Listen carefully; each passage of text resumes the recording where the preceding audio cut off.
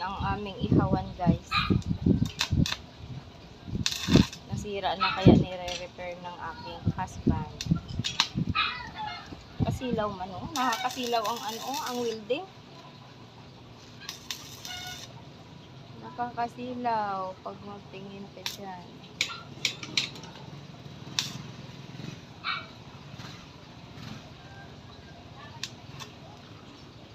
All around dyan yung aking husband. Farmer, carpenter, welder.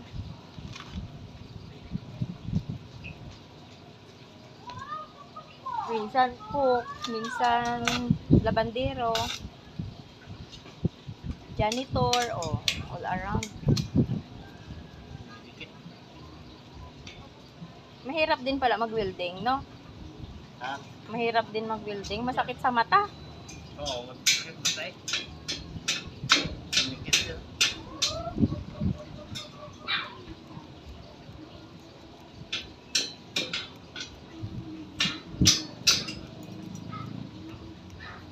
Luma na yung welding rod mo siguro. Ha? Luma na yung welding rod.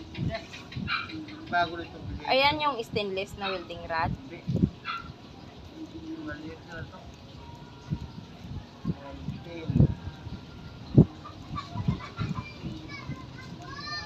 Kulang na pira eh. Cute ng kanyang welding machine.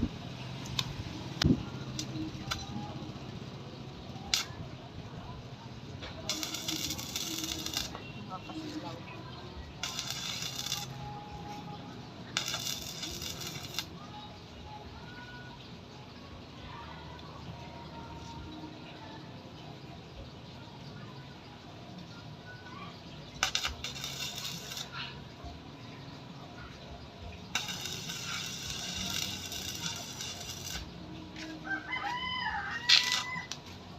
Sipag yan.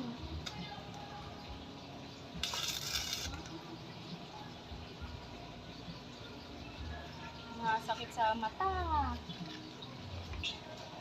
Pag magtitig ka kamo dyan, no, sa welding na yan. Pag nakita mo nag-spark. Pag magtingin ka naman sa ibang lugar, parang nakakakita ka ng stars. Dapat may salamin ka din katulad yan.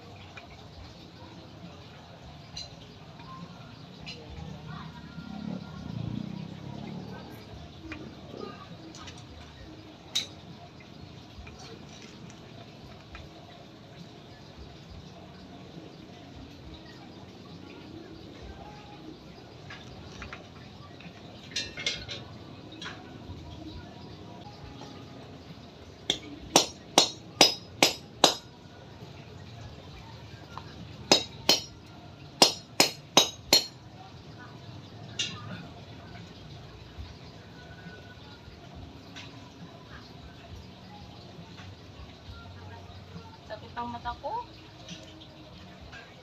Right dito.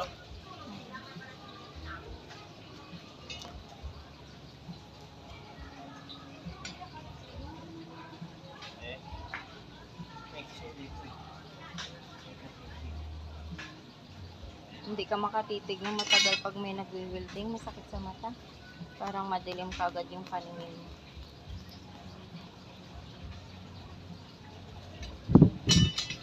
Bye-bye na, guys. Bye-bye na.